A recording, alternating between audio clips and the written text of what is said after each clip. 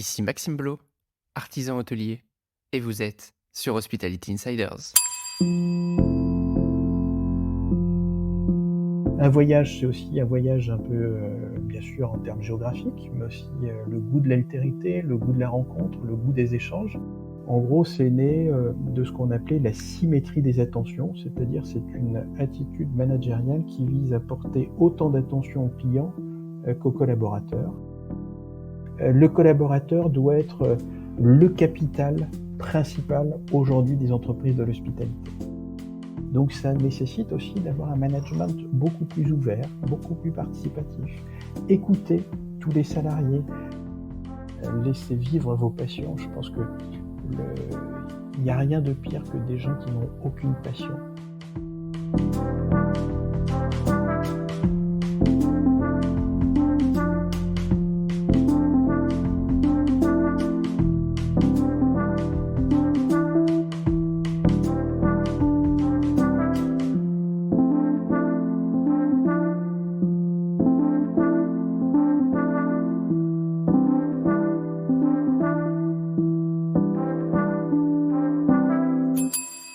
Mes chers insiders, soyez les bienvenus sur le premier podcast hôtelier qui parle d'excellence de service. Plusieurs fois par mois, je reçois un invité passionnant pour échanger sur son parcours et sa vision. Nous parlons hôtellerie-restauration bien sûr, mais pas que. Nous abordons ensemble tous mes autres sujets de prédilection. Business, carrière et entrepreneuriat. Management et leadership. Développement personnel et durable. Vous souhaitez dynamiser vos services de conciergerie? Ne cherchez plus et découvrez Jana Concierge, mon nouveau partenaire. Avec Jana Concierge, digitalisez votre offre de service, simplifiez le back-office de vos employés et offrez à vos clients un service exceptionnel. Gestion des itinéraires, communication via WhatsApp, statistiques claires et transparentes sur l'activité de conciergerie, autant d'options que vous allez adorer. Faites de votre conciergerie le centre névralgique de la satisfaction client avec Jana Concierge. En plus, bénéficiez d'une remise sur les frais d'installation en disant que vous venez de ma part. Et si le sujet vous passionne, allez écouter l'épisode avec Adrien Maltese, le fondateur de Jana Concierge, que j'ai récemment reçu sur le podcast. C'est l'heure de propulser votre expérience client vers de nouveaux sommets. Je l'ai découvert à travers ses nombreux articles. Je dois avouer que certains m'ont même aidé à la préparation de mon sujet de MOF. Si vous connaissez sa plume, il est temps de découvrir sa voix. Bonjour, Brice Dution. Bonjour Maxime. Comment vas-tu, Brice ? Eh ben, très bien. D'abord, je suis très heureux de participer à cet enregistrement. Bien sûr, tu m'as contacté quand tu préparais ton concours. J'ai appris que tu lisais avec avidité et gourmandise un certain Oui, nombre tout de à mes fait. Sur écrits, différentes plateformes en plus. donc j'en étais très heureux. Et puis surtout aujourd'hui, c'est mon premier jour de vacances, donc tout va bien. J'ai le temps, et c'est pour ça que je t'ai proposé d'enregistrer aujourd'hui notre entretien, puisque j'ai tout le temps à Magnifique. te consacrer cet après-midi. Merci beaucoup de ton temps. Toi qui es très habitué à l'écriture, est-ce que tu es également habitué au format podcast ou est-ce que c'est ton premier? Non, non, non, malheureusement, je suis déjà un petit peu, expérimenté, donc j'ai eu l'occasion de participer à de nombreux podcasts, à de nombreux enregistrements, donc malheureusement, je ne peux pas te Hmm. répondre que c'est mon premier. Non, mais c'est bon, c'est très bien. En tout cas, tu maîtrises le sujet, le format. Moi, j'aimerais beaucoup te laisser un petit peu la parole pour que tu te présentes. Tu as un très long parcours, mais je te laisserai souligner les points que tu as envie de mettre en valeur, qui font toutes les caractéristiques de ta carrière. Eh ben, écoute, Maxime, merci de me laisser la parole. Je vais quand même essayer de ne pas la conserver trop longtemps parce que sinon je vais lasser les auditeurs et les auditrices. Simplement, bah, voilà, moi j'ai 52 ans, j'ai à peu près 30 ans de carrière professionnelle en gros, en 3 temps particuliers. Le premier temps, j'ai travaillé au cabinet d'un ancien ministre de l'environnement, donc les questions d'environnement et de développement durable m'intéressent depuis très longtemps. On pourra en reparler, je pense que c'est un sujet qui t'intéresse également.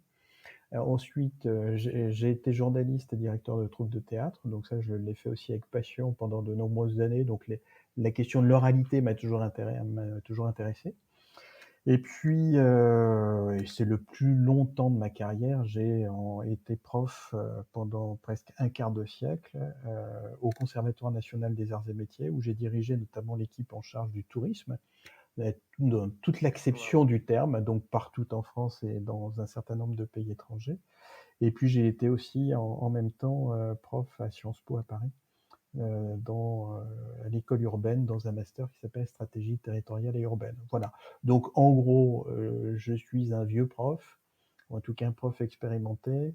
J'ai, On va le dire comme aussi ça plutôt. une passion pour l'art. J'ai même été élu local, à côté de Fontainebleau, donc j'étais adjoint à la culture pendant quelques années. Donc c'est un sujet qui m'intéresse. Et puis j'ai une grande passion aussi pour, l'écriture, donc c'est la raison pour laquelle tu as déjà lu, un certain nombre de mes articles. J'étais directeur de collection, chez Debout, que j'ai fait beaucoup de choses. Voilà, et puis je suis aussi, chroniqueur régulier sur Tourmag, sur un sujet qui m'intéresse, et c'est l'une des raisons d'ailleurs pour lesquelles on parle aujourd'hui. Le nom de ma chronique, c'est «Le tourisme, c'est d'abord de l'humain». Donc, j'écris sur les questions RH depuis maintenant 2 ans. Je suis aussi blogueur sur itourisme.info, qui est un blog un petit peu connu dans le monde du tourisme territorial, notamment dédié à l'innovation. Et puis je publie Normalement, aussi, mes auditeurs sont habitués à ça, en tout cas ceux abonnés à la newsletter, puisque j'envoie régulièrement des articles. En tout cas, quand, et je fais ben une tu publication, je mets toujours 2 ou 3 articles Et et il ben, y a tu vois, souvent des tourmags qui ressortent et du e-tourisme. tu m'en vois ravi. Donc, j'ai publié ma dernière chronique, avant l'été, sur Tourmag la semaine dernière, et je publie cette semaine ma dernière chronique sur e-tourisme avant l'été également. Donc voilà un peu qui je suis. Donc je D'accord. connais bien le monde du tourisme parce que j'ai fait beaucoup de choses aussi. J'ai créé l'Institut français du tourisme avec d'autres. Enfin voilà, donc un CV assez rempli, beaucoup de passion, pour le sujet, et puis surtout, des très belles rencontres humaines, parce que je crois que c'est aussi ça, une carrière professionnelle, c'est Et profiter des rencontres. justement, cette passion du tourisme, si tu devais résumer, tu arrives à savoir d'où est-ce qu'elle vient? Ah bah, absolument. Alors là, c'est très clair dans mon esprit, j'espère que ça le sera tout autant dans mon propos. Il se trouve que mes parents, moi je suis le dernier d'une famille de 4, et mes parents avaient acheté une maison dans les Alpes du Sud, donc j'ai passé toutes mes vacances d'été, entre 4 ans et 18 ans, on va dire à peu près, dans les Alpes du Sud à côté de Briançon, et on avait des voisins et amis qui avaient des jolis livres. Et les jolis livres, c'était Les Voyages extraordinaires de Jules Verne, et j'ai appris à lire dans les éditions originales de Jules Verne, aux éditions Hetzel. Et donc, bah, ma passion du voyage est née, d'abord de la lecture, donc c'est une passion un peu, intellectuelle au départ. Et donc, bah, je me suis pris au jeu de cette lecture, des voyages autour du monde. Alors c'était pas en 80 jours, c'était souvent en 80 heures ou 80 minutes quand je lisais. Et puis, bah, voilà, ça m'a ouvert l'appétit et la curiosité, et puis, bah, je n'ai eu de cesse que de lire. Et puis, bah, j'ai essayé de voyager assez tôt dans ma vie, donc j'ai pas mal bourlingué à travers le monde, et j'avais une autre grande passion, enfant et adolescent, c'était l'Afrique. Donc j'ai essayé de beaucoup voyager en Afrique, voilà, donc on pourra en reparler. Donc oui, oui, le voyage est une passion vraiment que j'ai depuis toujours. Un voyage, c'est aussi un voyage un peu, bien sûr en termes géographiques, mais aussi, le goût de l'altérité, le goût de la rencontre, le goût des échanges. Et on rencontre toujours des gens formidables, bien sûr, quand on voyage. Et puis on en rentre toujours plus éclairé, plus enrichi, à la fois sur soi, sur l'autre et sur le monde. Voilà, donc c'est un goût que j'ai toujours eu, et que je pense je garderai, me semble-t-il, jusqu'à mon dernier souffle. C'est tout le mal que je te souhaite.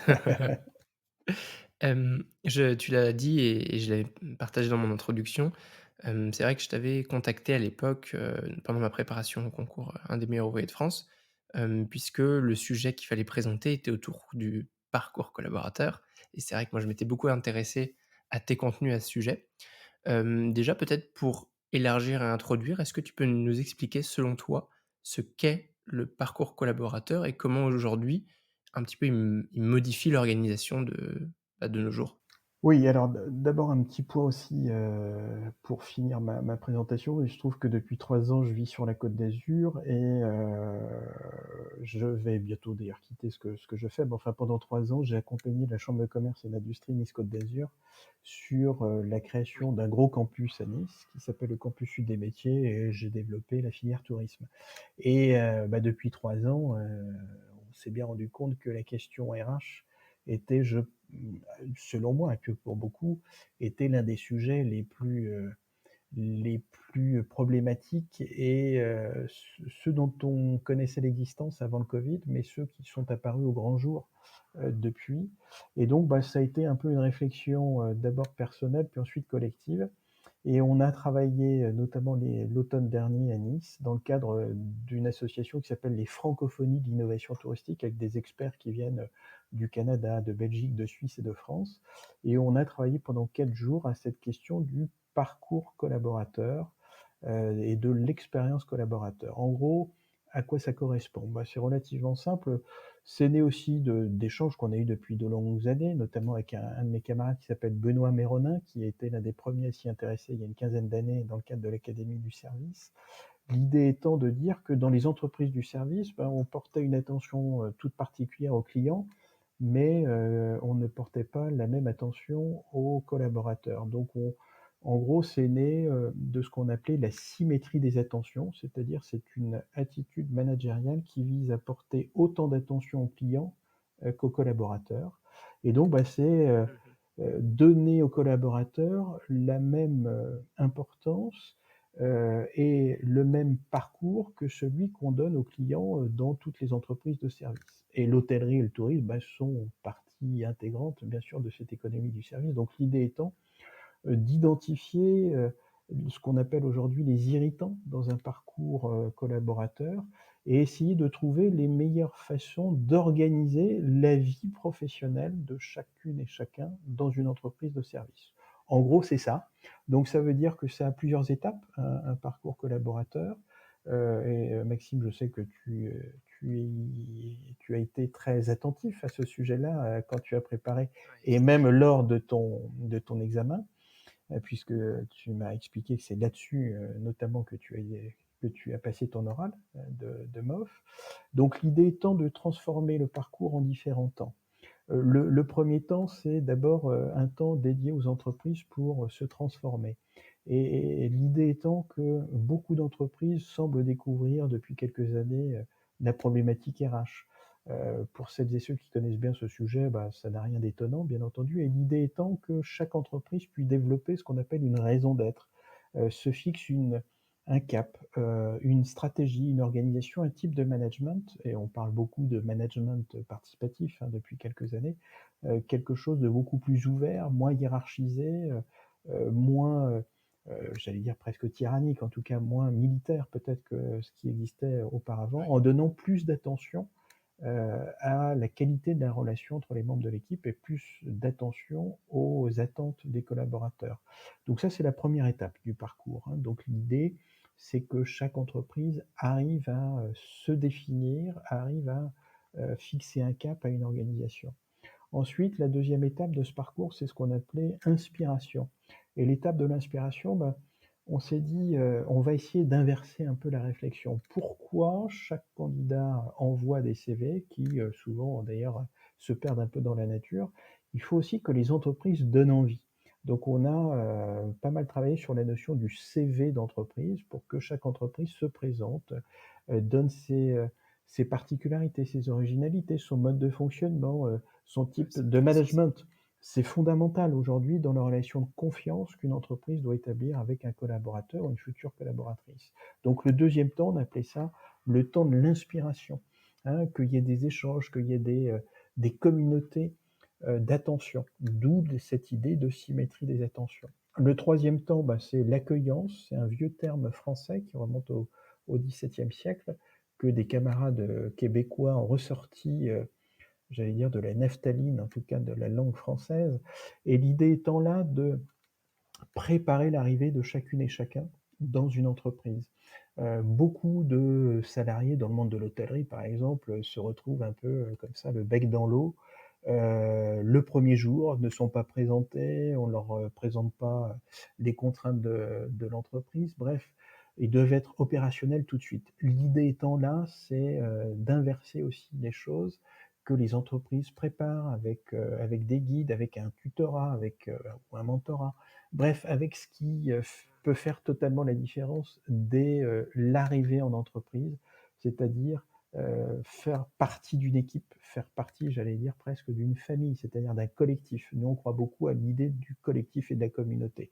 Donc ça, c'est se Mmh. garantir au Sache quand même, maximum. je me permets, mais Vas-y, vas-y, pour Maxime. l'anecdote, c'est un terme que j'utilise, maintenant grâce à toi un peu tout le temps, mais que classiquement parce que certains pourraient se dire, c'est un mot nouveau. En effet, comme tu disais, le mot est pas nouveau et on l'utilise communément sous le terme de onboarding finalement, beaucoup en langage Voilà, startup ou en mais bon anglicisme. Les 2 veulent dire la même chose, on est d'accord? absolument, absolument. Mais on s'est dit que le langage start-up, c'était bien en 2017, pendant la campagne de Macron, 1re élection du président actuel, mais que, reprendre et revaloriser des termes français, c'était peut-être pas plus mal également, dans, une vie d'une entreprise. Voilà, tout simplement, avec, derrière l'idée que la langue française est une sacrée richesse et qu'il y a en gros 1 milliard de locuteurs de la langue française dans le monde.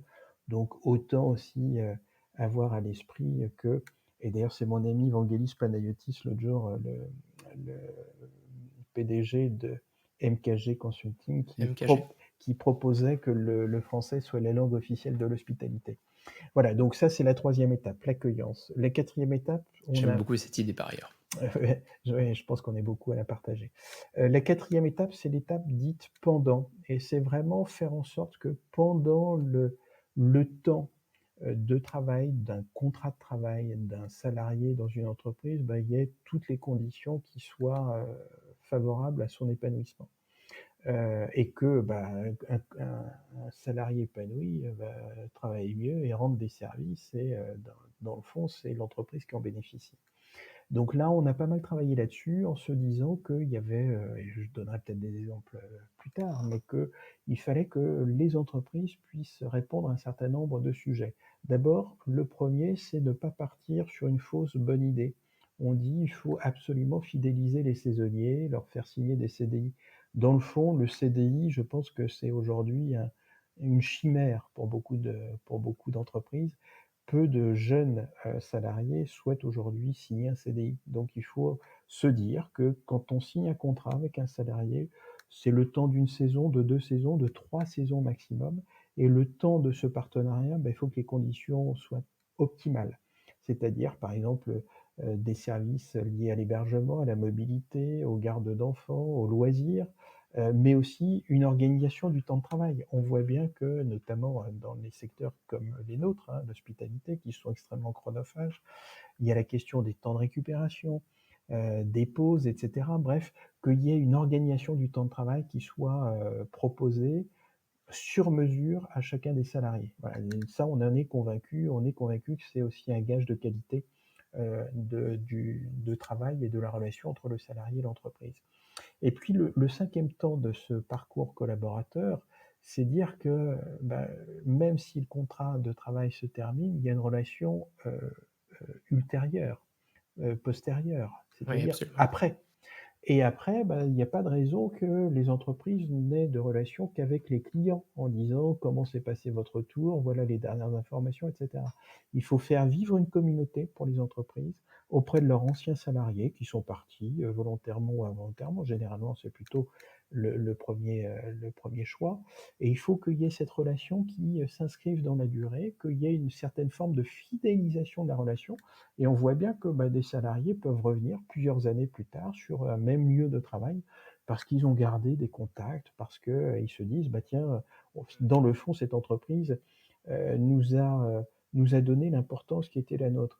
Voilà un petit peu, cher Maxime, hein, en synthèse, donc cette symétrie des attentions et ce parcours collaborateur, c'est dire, dans le fond, le collaborateur doit être, le capital principal aujourd'hui des entreprises de l'hospitalité. Mmh. Je vais absolument rebondir sur cette dernière partie quand même que tu disais, parce que le après pour moi est beaucoup trop souvent oublié dans l'entreprise. L'exemple que tu donnes, il va avec ce qu'on appelle le recrutement boomerang, où on peut avoir et une personne qui revient et également qui parle, même quand elle est partie de l'entreprise, quand ça s'est bien passé et ça bénéficie Absolument. finalement au recruteur et à la marque employeur et cette partie, elle est tellement oubliée, elle est pourtant tellement puissante, je trouve.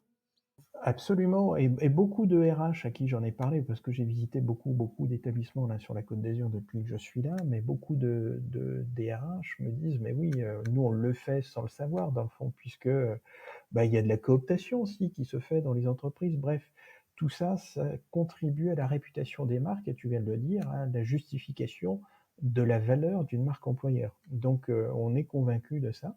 Donc, voilà un petit peu, dans le fond, les différentes étapes, la philosophie et la méthodologie qu'on propose, aux entreprises. J'ai parlé des entreprises, mais on peut parler des territoires également, hein. Donc c'est vraiment toutes les organisations qui, s'intéressent au service.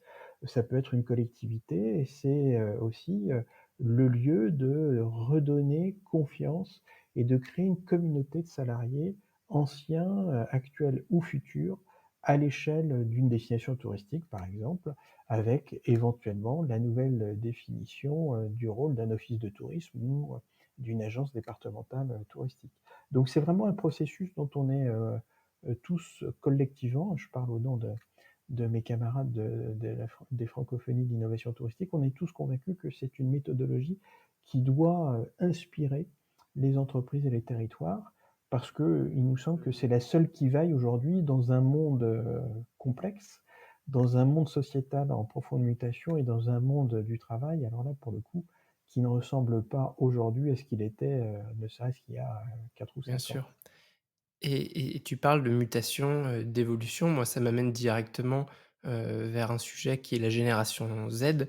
Alors récemment, j'ai pu en parler, j'ai eu un tout jeune invité, Anthony Folio, qui fait partie de la génération Z. C'était passionnant d'avoir son avis. Moi, j'aimerais bien avoir le tien, savoir en quoi cette Gen Z, puisqu'on l'appelle souvent comme ça, elle vient, disrupter l'organisation et le management actuel. Alors, moi je pense qu'il faut éviter le raisonnement binaire, c'est-à-dire se dire: «C'est blanc ou noir». Je faut toujours mettre un petit peu de subtilité dans le raisonnement et surtout faire toujours un pas de côté pour analyser les choses. Il y a des choses positives et des choses négatives et c'est pas un vieux dinosaure, en tant que vieux dinosaure, je souhaite m'exprimer. En tout cas, je l'espère. Heu, D'abord, il y a un côté, moi je trouve formidable. C'est-à-dire qu'il y a un côté aujourd'hui, heu, inspirationnel de la génération Z. C'est-à-dire pour, des gens comme moi, quinquagénaires ou au-delà, on a fait nos carrières en se disant: «Un CDI, c'est notre objectif, travailler pour des grandes boîtes et cetera». Bon, voilà, donc ça, on le voyait. Aujourd'hui, il y a cette question de l'équilibre entre vie professionnelle et vie personnelle, fondamentale et nous, on le savait, mais on n'osait pas trop le dire et là, c'est une juste revendication, donc c'est un vrai challenge pour, nous. On comprend parce qu'on l'a vécu, mais c'est vrai que ça remet en question quand même un certain nombre, de notions d'engagement de la part, des entreprises ou de la part des salariés. Donc ça, c'est le côté vraiment, positif, moi, que je vois. Le deuxième côté positif, c'est qu'il y a pas de plan de carrière. C'est-à-dire qu'on va, on fait vivre sa passion, dans le fond et ça, je trouve ça formidable de se dire: «J'ai envie de travailler dans telle boîte parce qu'elle correspond à mes valeurs». Ça, je trouve ça vraiment, c'est vraiment bien et ça, moi, c'est un truc, que je trouve formidable. Par contre, ce que je n'apprécie pas vraiment et ça, c'est un petit côté, surveillant général peut-être, mais, c'est dire, hem moi, j'en ai vu beaucoup, hein, bien sûr, depuis quelques années, me dire: «Bah, ça me va pas, je m'en vais». Donc beaucoup, envoient un SMS, dans le meilleur des cas, à 11 heures du soir en disant: «Bah, demain, je viens pas».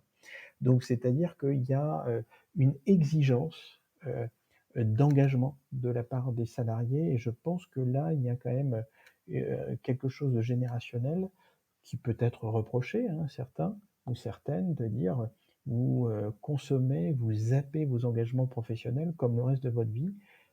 Il faut savoir, prendre sur soi, il faut savoir se dire que, bah, une vie professionnelle, c'est des moments aussi, parfois difficiles et on en sort plus fort d'ailleurs quand on arrive à se convaincre soi-même qu'on maîtrise ces difficultés, qu'on arrive à les surpasser. Voilà, donc pour moi, c'est un peu ça, Absolument. hein. La disruption, c'est, cette volonté de changer de code. Moi, je trouve ça formidable, mais en même temps, toute génération a voulu changer de code, hein, c'est pas une grande nouveauté non plus, hein. Mais, par contre, je pense qu'il faut, réinsister sur l'idée de l'engagement, ça c'est essentiel. C'est vrai pour l'entreprise, mais c'est vrai pour les salariés. Donc si je dois donner des conseils aux managers d'aujourd'hui et de demain, c'est bien sûr, se dire que, Dans le fond, bah, cette évolution sociétale est un fait, acquis, hein, on ne reviendra pas dessus. Donc il faut l'accepter, il faut faire avec, et puis, il faut surtout essayer de surfer sur la vague. Donc ça nécessite aussi d'avoir un management beaucoup plus ouvert, beaucoup plus participatif, écouter tous les salariés, organiser, des réunions qui sont des réunions totalement collaboratives, alors qui ne sont pas, qui sont organisées, bien entendu, hein, structurées, avec un ordre du jour précis, mais où chacun peut donner un avis sur un sujet quand on le souhaite. Et puis, c'est surtout partagé avec l'ensemble des équipes. Moi, je crois que la grande avancée de ça, c'est un changement radical dans le management. On voit bien aujourd'hui des managers dépassés. Moi, j'en connais beaucoup, je donnerai pas de nom, bien sûr, pour ne pas être désagréable, Oui.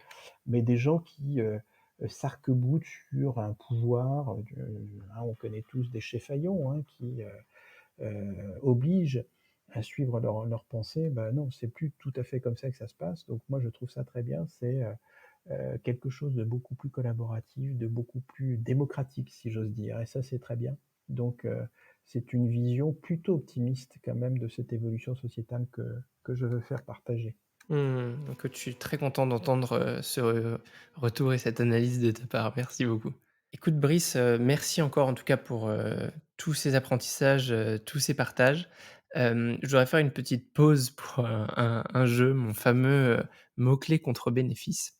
Je te donne les règles. Tu partages un mot-clé, celui de ton choix et si mes auditeurs, mes insiders l'écrivent soit sur, Apple Podcast, un commentaire plus une note ou ils peuvent le faire sur ma chaîne YouTube, ils reçoivent un bénéfice de ton choix. Quel mot et quel bénéfice décides-tu? Eh ben, écoute, je vais essayer d'être cohérent, Maxime, puisque je viens de parler du parcours collaborateur. Mon mot-clé, c'est parcours collaborateur. Et le bénéfice, pour celle ou celui qui l'écrira intelligemment et surtout avec une petite note humoristique ou qui saura retenir l'attention, la tienne et la mienne, eh ben, je m'engage à lui offrir 1 heure de coaching sur le parcours collaborateur. Waouh! Génial, merci beaucoup. Écoute, ça me fait faire la transition vers le sujet suivant. On va parler toujours de tourisme, bien sûr, mais aussi des sujets qui nous animent, toi et moi, autour du digital et du développement durable. J'aimerais bien avoir ton analyse à toi, ta vision globale de l'activité touristique en France, notamment depuis, la pandémie. Alors écoute, je suis assez partagé parce que je lis beaucoup de choses en ce moment que je trouve assez peu intelligentes, pour ne pas dire inintelligentes ou inexactes. Hem, D'accord. alors pour te donner un peu mon point de vue global, depuis longtemps, en France, on a toujours considéré le tourisme, selon une grille de lecture, hem, quantitative. C'est-à-dire qu'on est allé chercher du nombre, du chiffre. Encore il y a quelques années, hein, quand, Jean Castex était Premier ministre en France, le plan de relance du tourisme, annonçait, vouloir, faire de la France la première destination du tourisme durable dans le monde. Heu, donc on n'a jamais su sortir de cette culture quantitative pour aller vers une culture qualitative. Et tout ce que l'on vit là depuis des mois et des mois, en lisant la surfréquentation, le surtourisme et cetera, dans le fond, je crois que c'est la marque de cette culture collective dont on n'a jamais su sortir. On a voulu faire de la France, une sorte de territoire à à fréquentation, hein, en mettant la lumière sur quelques grands événements, quelques grands lieux, quelques grands sites, hein. En Afrique, on appelle ça dans les parcs naturels, parcs nationaux, on appellerait ça les Big Five. Donc on a un peu cette culture des Big Five du tourisme en France. Et alors après, on s'étonne que dans ces Big Five, bah, il y a beaucoup de monde. Et c'est quelque chose que je n'aime pas, moi, cette notion de surtourisme, de surfréquentation. Oui, absolument. S'il y a une surfréquentation, ça veut dire qu'on n'a pas bien préparé. On n'a fait que du marketing, mais on n'a pas les infrastructures dédiées, on n'a pas tout ce qui va dans la gestion des flux. Et on voit aujourd'hui qu'on s'extasie parce qu'on est capable de lancer des applications pour gérer les flux quasiment en direct. si j'ose dire, ça existe depuis quasiment toujours dans les parcs nationaux américains ou en Afrique du Sud, par exemple. Donc on n'a rien inventé, hein. Donc, si tu veux, moi, mon constat sur l'activité touristique en France, depuis la pandémie, bah, c'est une impression un peu mitigée. D'abord, on en a beaucoup parlé, je pense que l'État a joué son rôle, pour soutenir les TPE et l'ensemble des entreprises entre 2020 et 2021, donc ça, c'est très bien. Ensuite, je pense que les questions de relance de l'activité ne se font pas sur les termes les plus intelligents ou les plus intelligibles, selon moi. C'est-à-dire qu'on est encore dans cette culture quantitative, alors qu'il faudrait verser complètement vers le qualitatif, aller encore davantage sur la notion d'expérience des visiteurs, d'expérience des collaborateurs d'ailleurs dans chacune des destinations, profiter d'un grand monument, d'un grand site, le Mont-Saint-Michel, Saint-Malo, je vais te citer que les villes dont supposées trop sur tourisme, hein, Carcassonne, etc., comme étant des points d'entrée d'un territoire. Et on n'a pas du tout cette culture collective disant ben, on a un vecteur formidable qui est un grand site patrimonial, hein, globalement. Et puis ensuite, ben, on va essayer d'organiser à l'échelle d'un territoire, d'une destination. D'ailleurs, je rappelle souvent qu'une destination se moque véritablement des découpages administratifs. On n'a pas encore cette notion de proposer des expériences à partir de ces grands vecteurs de tourisme. Et je pense que ça, c'est un élément central qu'il faut avoir à l'esprit. Le deuxième élément sur la reprise de l'activité touristique depuis le Covid, bah, on a repris sur des bases qui étaient celles avant 2020, hein. Donc 2022, on n'était pas loin des chiffres de 2019. 2023, vraisemblablement, on sera au-delà des chiffres de 2019, puisqu'on a retrouvé des visiteurs internationaux lointains, etc. Donc la situation, si j'ose dire, d'un point de vue macroéconomique, est plutôt bonne. Ensuite, il y a des facteurs qui posent question. Le premier facteur, on en a parlé, c'est le facteur RH. Donc là, je pense qu'il y a une grande cause nationale à lancer. D'abord, c'est redonner du crédit au métier manuel, redonner crédit au métier de service. Et il y a un excellent article qui a été publié il y a une dizaine d'années que je conseille à chacune et chacun de lire, qui s'appelle Le tourisme ou le mythe du laquais en France. Et on confond métier du Oui. service au métier de la servitude, hein, donc à l'asservissement. Non, servir, c'est formidable, hein, c'est échanger, c'est partager. Culturellement, on s'enrichit. Et je pense que là, il y a vraiment redonner la place à ces métiers-là. Donc ça veut dire qu'il y a une grande cause nationale à lancer sur les métiers, sur les formations, des formations beaucoup plus opérationnelles, beaucoup plus professionnelles.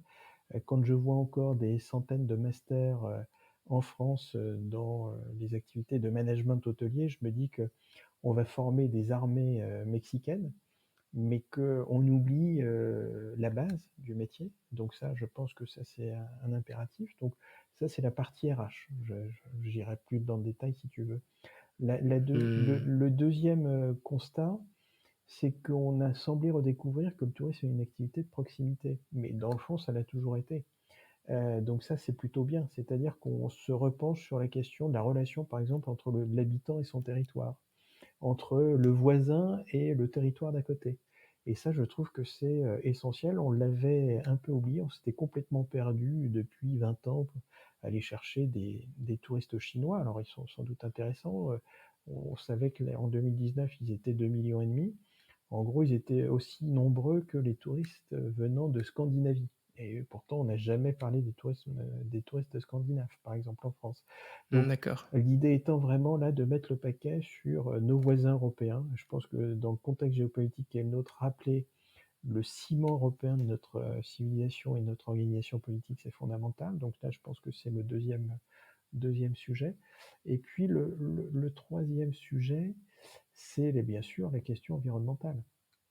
La question environnementale avec des statistiques qu'on connaît à peu près tous. Un touriste, ça consomme en moyenne entre 3 et 4 fois plus d'eau qu'un habitant. Alors, quand on dit touriste, dans les statistiques, on y met par exemple l'eau qu'on utilise pour arroser les golfs, hein. Donc, il faut toujours raison un peu garder Oui. sur ces sujets-là. Mais dans le fond, la question environnementale, on le voit bien, est une question clé, que ce soit en termes de mobilité, en termes d'hospitalité, c'est-à-dire l'adaptation notamment des hôtels à ces nouvelles contraintes et je pense que la problématique, qui va arriver très vite, qui commence à arriver, mais qui va être, cruciale dans les années qui viennent, c'est le partage de l'eau, hein, entre les habitants et les visiteurs. Donc c'est considérer aussi les visiteurs comme des habitants d'un territoire le temps de leur séjour et je pense que ça changerait aussi, l'appréhension qu'on pourrait avoir, du partage et de ces conflits d'usage, notamment en matière de ressources naturelles. Donc là, l'eau et puis on pourrait parler d'autres choses, des espaces publics et autres.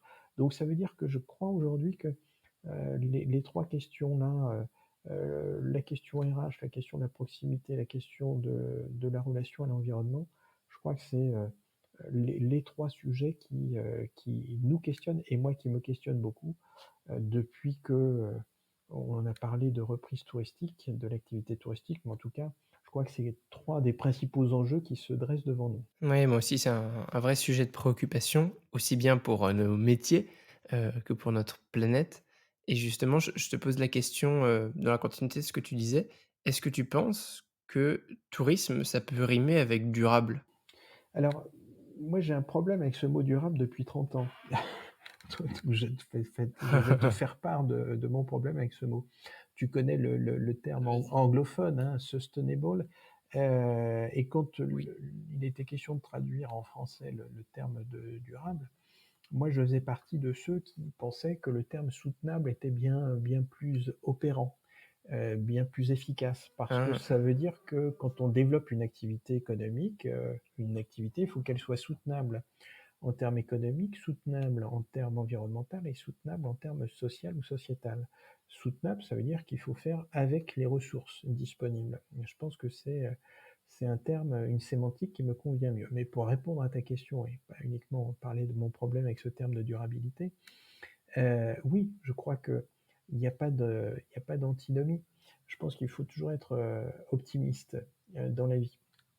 D'abord, il y a des raisons qui me laissent penser qu'il faut l'être. D'abord, premièrement, on ne reste pas sans rien faire. C'est-à-dire qu'il y a des progrès technologiques importants, par exemple en termes de mobilité avec, les moteurs à hydrogène, avec d'autres, innovations technologiques qui vont complètement bouleverser notre rapport à la mobilité. Ne serait-ce que la propriété ou pas d'un véhicule individuel, les nouvelles formes de mobilité. Donc ça, je suis, assez convaincu, assez certain que les choses vont profondément changer dans les années qui viennent et que notre dépendance au pétrole là-dessus, va, bien sûr, complètement changer.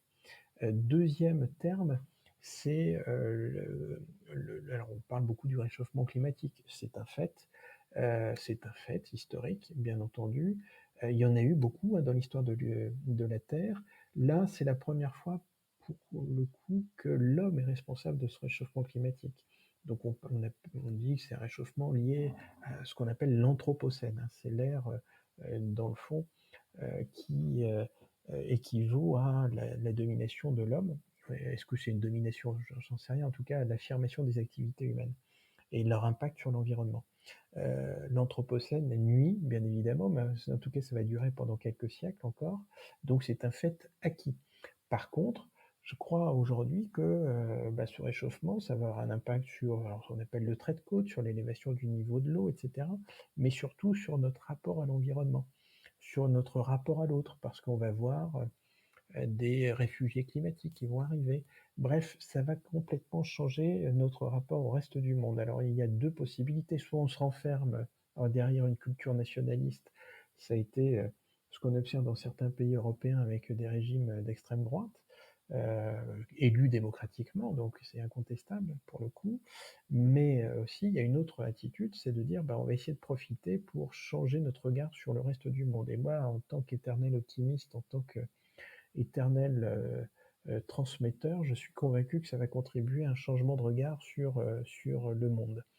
Le 3e sujet, c'est quid des ressources naturelles? Et ben moi, je suis convaincu aujourd'hui qu'on a entamé une sorte de révolution culturelle là-dessus. Euh, L'abondance de l'eau, on sait que c'est terminé.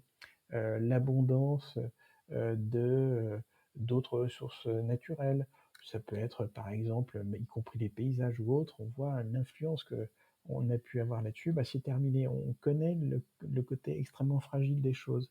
Et je crois que, par exemple, pour celles et ceux qui travaillent dans l'hôtellerie et qui nous écoutent, Je crois que ça va aussi avoir un impact sur, l'activité professionnelle de chacune et chacun, voir arriver des petits compteurs d'eau dans chacune des chambres, Oui, c'est certain. dans les hôtels en disant: «Bah, vous avez aujourd'hui 30 litres d'eau à consommer et sinon vous paierez, le litre supplémentaire à tel coût». Et ben, moi, je crois qu'on est aujourd'hui le tourisme, c'est la fin un peu de l'innocence. C'est dire que si on veut consommer, bah, ça doit avoir, un impact financier. Ah, c'est une certaine forme de financiarisation, du de la consommation, y compris d'ailleurs en termes, de consommation des espaces. Moi, je ne vois rien de révoltant à mettre, des quotas et à fixer des péages pour accéder à des sites naturels fragiles, par exemple, pour les Oui. préserver, Mmh. donc je pense qu'on est vraiment, tu vois, au début d'une grande révolution. On a vécu en gros presque 2 siècles là depuis l'invention du tourisme, en tout cas un siècle et demi, depuis le Ouais. début et l'arrivée des premiers touristes, alors y compris sur la Côte d'Azur, Thomas Cook et compagnie, et au Thomas, 19e siècle. la promenade des Anglais et autres. Je crois qu'une certaine forme d'insouciance, je pense qu'aujourd'hui c'est le temps de la responsabilité qui arrive, voilà. Donc je dirais oui, c'est un tourisme soutenable et responsable, oui et je vois avec intérêt, hein, plein de manifestations, plein de labellisations qui naissent, et je pense qu'on ne fera pas l'économie de ça et je crois que c'est oui, oui, je pense que c'est une garantie, de continuité et de continuation du tourisme dans les années, dans les décennies qui viennent. Écoute, on pourra nommer ce chapitre, à la citation que tu as dite, «La fin du tourisme, insouciant». Je suis complètement d'accord avec, cette partie que tu partages. Je lis un petit peu les sujets, les uns les autres, avec le digital qui est donc une autre de tes passions et qu'on partage. Comment est-ce que tu penses que ce digital, il va apporter à la manière dont nous consommons le tourisme? Il l'apporte déjà certainement, mais comment est-ce que ça va continuer d'évoluer? Alors moi je suis pas un ingénieur, hein, j'ai fait des études plutôt en lettres et en humanité si j'ose dire, mais oui, je suis un passionné du digital parce que je suis convaincu que c'est un formidable moyen, un formidable accélérateur, pour nos économies, pour nos sociétés. Et là où en ce moment je travaille beaucoup, par exemple, sur l'intelligence artificielle. L'intelligence artificielle dans le tourisme et dans d'autres secteurs d'activité. Moi, je suis convaincu aujourd'hui qu'on est encore au début de cette révolution. Le digital, je pense qu'il y a plein de choses tout à fait intéressantes qui ont été proposées. J'aime rappeler, moi, aux jeunes qui sont souvent en face de moi, que quand j'ai commencé à enseigner, par exemple, en 1997, c'est dire que c'était pas hier, Google n'existait pas et le téléphone portable, en tout cas l'iPhone n'existait pas non plus. Donc on était dans un autre monde. Il suffisait pas de se connecter sur Google pour aller vérifier des choses. Donc le digital, oui, ça a été une formidable ouverture sur le monde et une formidable encyclopédie. Je pense que l'un des problèmes pour beaucoup, c'est une certaine forme de hiérarchisation des informations, hiérarchisation des données. Et je pense que la maîtrise de la donnée est aujourd'hui l'un des enjeux principaux de nos sociétés, de notre civilisation, hein. Donc je crois que le tourisme n'en fait pas l'économie. Ce qu'on appelle le data management est au cœur, je crois, des stratégies des entreprises et des organisations. Et puis ensuite, on voit apparaître dans les différentes ruptures et dans les différentes révolutions aujourd'hui, moi, je crois que l'intelligence artificielle va avoir un impact très important à la fois sur la maîtrise de la donnée, sur la proposition d'offres, sur la proposition de services, y compris d'ailleurs peut-être en termes de, c'est pas peut-être, y compris d'ailleurs sur la partie RH. Donc oui, je crois que c'est un formidable accélérateur et c'est une révolution qui ne fait que commencer. Donc, alors avec d'autres idées à garder à l'esprit, hein, bien sûr, des idées de régulation, hein, de limitation des dérives. Bref, les pouvoirs publics doivent s'intéresser à ces sujets-là, ils le font, bien entendu. Mais oui, oui, bien sûr, je suis convaincu aujourd'hui que, par exemple, l'intelligence artificielle, tout à l'heure on parlait de la gestion des flux, il y a une start-up au Pays Basque qui développe une solution qui permet aux collectivités de gérer en direct, via de l'intelligence artificielle, les flux d'automobiles, par exemple, pour accéder à des sites touristiques et de proposer en direct des solutions de parking, des solutions de transport en commun. Bref, je crois que c'est vraiment, tu vois, sous cet angle-là que le digital, le numérique, Oui, là, tout, bah, peut avoir un impact vraiment positif sur le tourisme. Alors, oui, bien sûr. le dernier point, bien sûr, moi, je suis convaincu que, sur la maîtrise des ressources naturelles, sur la consommation en eau, par exemple, on est au début d'une révolution. Quand tu sais qu'il y a à peu près un tiers des volumes d'eau en France et sans doute dans le monde qui sont perdus, entre, le point de départ et l'arrivée au robinet, bah, alors là, pour le coup, il y a quand même, plein de choses à imaginer et je pense que l'intelligence artificielle va être, hyper importante là-dessus.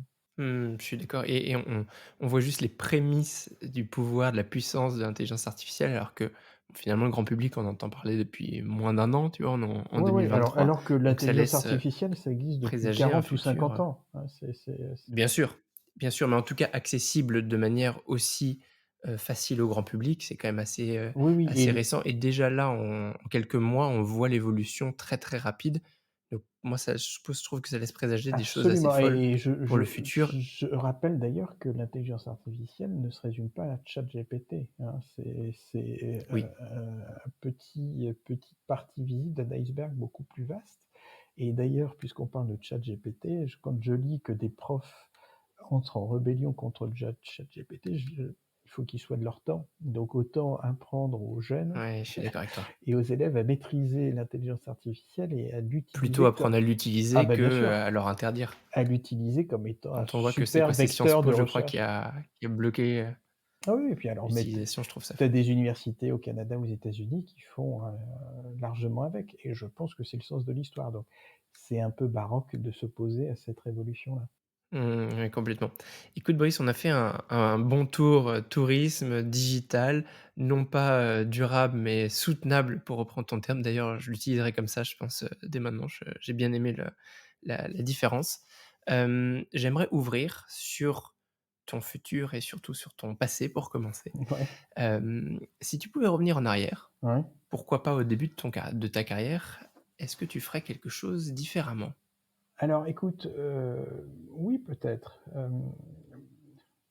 moi j'ai écouté mes parents, et je les ai écoutés et c'est bien d'écouter ses parents mais j'avais une grande passion, par exemple, pour le cinéma et donc j'aurais aimé faire du cinéma, en arrêtant le lycée, avant mon bac et cetera. Bon, j'ai eu la carrière que j'ai eue et je la regrette pas du tout, mais dans le fond, si je pouvais revenir en arrière, si je devais me me murmurer quelque chose à l'oreille, disons une brise de 18 ans, c'est-à-dire à l'époque du Mmh. bicentenaire de la Révolution française, je me dirais: bah, laisse vivre tes passions. C'est-à-dire, et pourtant Dieu sait que j'ai eu des expériences vraiment formidables avec des gens formidables, mais je me laisserais encore vivre davantage dans l'expression de mes passions, qu'elles soient artistiques, qu'elles soient culturelles, qu'elles soient de voyage et cetera. Donc c'est ce que j'encourage chacune et chacun à faire, laissez vivre vos passions. Je pense que le il y a rien de pire que des gens qui n'ont aucune passion. Voilà. Donc soyez passionnés, je pense que c'est ça le maître mot de notre histoire et de notre destin. C'est un vrai message, un bon message, je suis entièrement d'accord. Tout à l'heure, tu parlais du mythe du laquais, c'est intéressant parce que Ouais. c'est un article que j'ai beaucoup aimé aussi. Hem, Cette fois-ci, je n'aimerais non pas un article, mais plutôt un livre que tu recommanderais. Alors écoute, il y en a beaucoup, hein. J'ai lu beaucoup de livres. Pendant des années, j'ai lu un livre par jour. Je suis allé au cinéma une fois par jour et j'ai vu une pièce de théâtre, allez, tous les 2 jours. Donc voilà, j'ai beaucoup C'est déménagé, un j'ai laissé marathon. voilà, pas mal. En tout cas, il y a un livre qui m'a beaucoup marqué quand je l'ai lu, il s'appelle «L'usage du monde» de Nicolas Bouvier. Je sais pas si tu connais Maxime? C'est Oui, l'ancêtre je connais de Nicolas Bouvier, mais pas ce livre. ouais, alors «L'usage du monde», c'est le livre mythique de Nicolas Bouvier qui est un peu,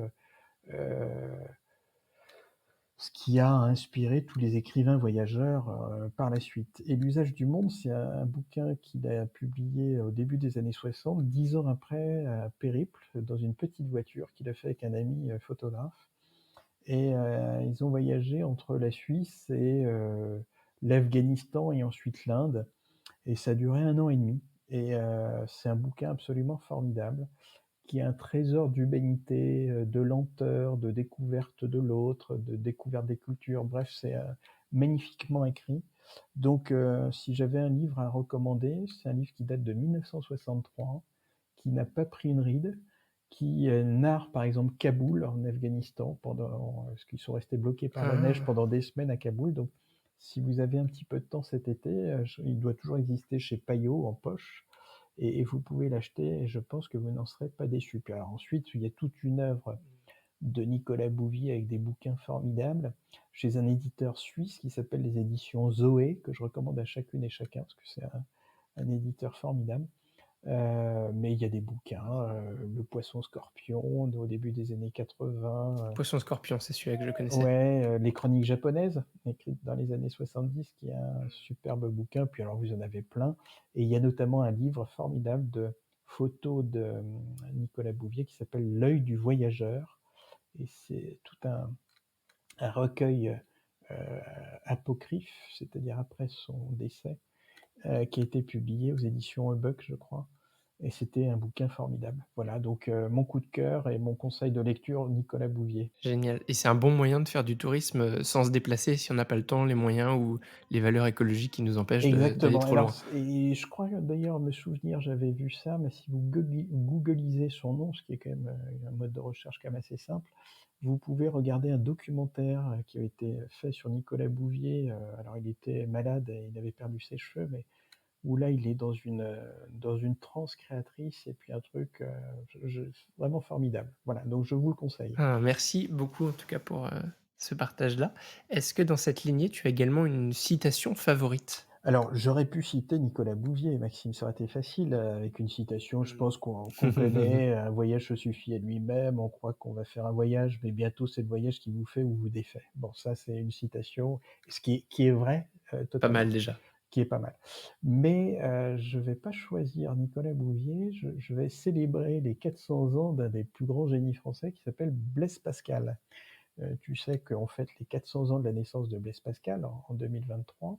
Je trouve il y a quelques semaines, j'étais à Clermont-Ferrand, j'ai assisté à l'inauguration d'une exposition sur Blaise Pascal, qui était un génie, à la fois mathématicien, philosophe, inventeur, enfin un homme vraiment, vraiment formidable, qui écrit plein de choses. Le cœur a ses raisons que la raison ne connaît pas, par exemple.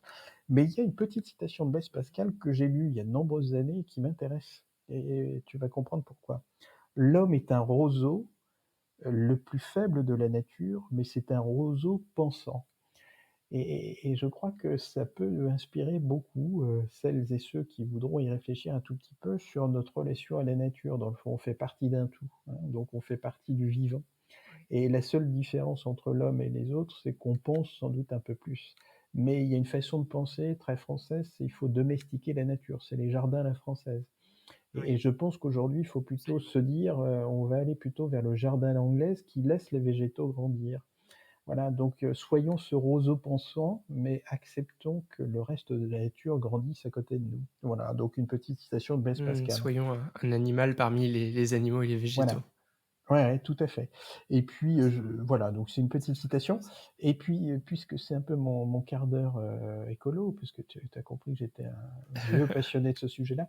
Il y a un autre bouquin d'ailleurs, tiens, j'y pense, que je pourrais conseiller à la lecture de celles et ceux qui nous écoutent, c'est Le Baron Perché d'Italo Calvino. Je ne sais pas si tu connais ce bouquin, qui a été publié, D'accord. il y a déjà longtemps, je me souviens plus, ça doit être dans les années 50 ou 60. Et c'est l'histoire d'un jeune garçon, Côme, qui décide de monter dans les arbres à 12 ans et il n'en redescend plus jamais. Et c'est un conte philosophique absolument extraordinaire, formidable, éblouissant, une invention littéraire absolument formidable. Euh, et on voit ce personnage qui grandit avec sa relation à la nature, qui reçoit les autorités, qui reçoit des rois, etc., qui les convoque et il leur parle du haut des arbres. Et on invente la République des arbres. Je trouve que cette idée est formidable. Donc si vous avez l'occasion de lire aussi cet été Le Baron Perché d'Italo Calvino, vous allez y trouver grand plaisir, je crois. Eh bien, écoute, les lectures de l'été, sont faites, grâce à toi, Brice. On te remercie. Après toi, pour nous parler de tous ces sujets qui Ouais. nous passionnent sur Hospitality Insiders, qui est-ce que tu aimerais voir invité sur le podcast? Alors écoute, pour reprendre un peu la thématique quand même qui nous a fait nous parler tout à l'heure, le parcours collaborateur, j'ai rencontré 2 hôteliers sur la Côte d'Azur qui sont vraiment formidables, qui ont une vraie, appétence pour ces sujets-là. Il y en a un qui est belge, qui est le directeur général d'un hôtel niçois, heu et l'hôtelier s'appelle Stéphane Dartois. C'est vraiment quelqu'un de très, très bien. C'est le directeur général du Méridien à Nice, qui a une vraie vision RH, donc je pense que Ah ça oui. pourrait t'intéresser. Et puis un autre, hôtelier que j'ai rencontré, qui est le directeur général d'un hôtel formidable qui s'appelle Lily of the Valley dans le Var, et le directeur général s'appelle Stéphane Personeni. Et Stéphane est quelqu'un aussi qui pratique, le parcours collaborateur, depuis très longtemps et qui a une forte appétence pour les questions RH et d'épanouissement de ses équipes. Donc c'est-à-dire, avec des résultats qui sont, je crois, excellents en la matière. Donc si je pouvais me permettre, bien sûr un petit conseil, ce serait très bien que tu puisses les inviter, je te donnerai leurs coordonnées.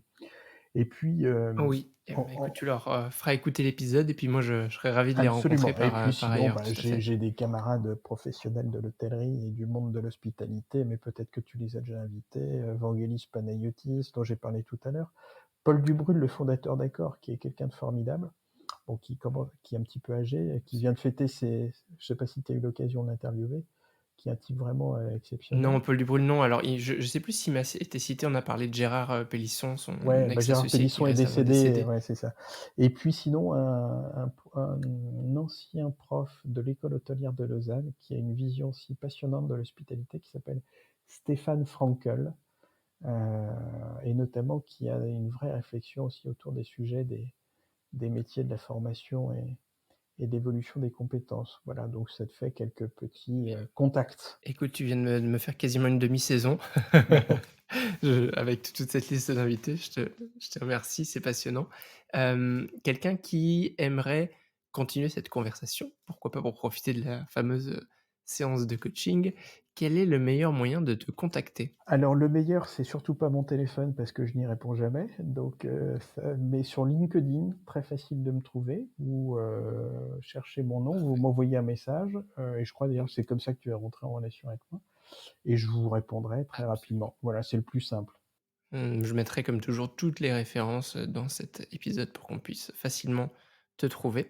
Et enfin, mon cher Brice, le mot de la fin t'appartient. Si tu as un dernier message à faire passer à nos insiders, quel serait-il? Eh ben, écoutez, on enregistre cet épisode en période, de forte chaleur et de canicule, en tout cas sur la Côte d'Azur depuis quelques jours. Il se trouve également qu'on est en 2023 et en fait les 50 ans du décès de Picasso, Pablo Picasso, qui vivait d'ailleurs à côté d'où je suis. Et on rapporte ses derniers mots, et je pense que c'est ceux que je vais donner, qu'il aurait prononcé juste avant de mourir. Alors moi, je ne me souhaite pas cette triste destinée dans la foulée, mais chers insiders, buvez à ma santé.